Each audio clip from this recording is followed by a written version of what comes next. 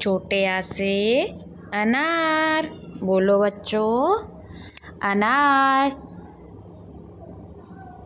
बड़े आ से आम। बोलो बच्चों, आम। छोटी ई से इमली। बोलो बच्चों, इमली। बड़ी ई से ईख।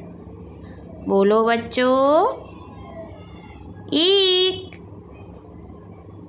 छोटा ऊ से उल्लू। बोलो बच्चों, उल्लू। बड़े ऊ से ऊन। बोलो बच्चों, ऊन। री से ऋषि बाबा। बोलो बच्चों, ऋषि बाबा। ए से एक तारा। बोलो बच्चों, एक तारा। ए से ऐनक। बोलो बच्चों, ऐनक। ओ से ओखली। बोलो बच्चों, ओखली। औ से औरत।